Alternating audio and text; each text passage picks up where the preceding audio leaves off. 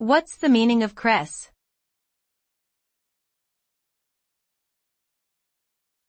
Cress.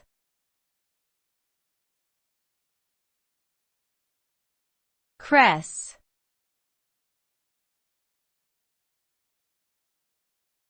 Cress.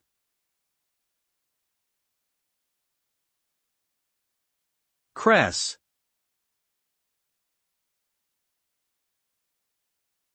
Cress refers to a group of plants that are typically small and fast-growing. These plants are commonly used as salad greens and herbaceous spices because of their distinct and refreshing taste.